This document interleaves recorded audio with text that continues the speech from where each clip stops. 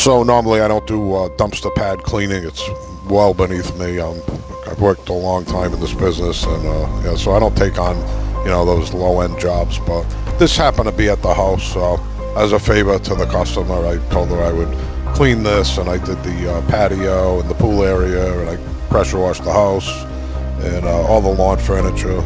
It's quite a job. This was the worst part of it. I was a little disgusted, so I added a bit more to the bill than I told her. She didn't complain, and she gave me a tip. So, but anyway, the new guys can do these things.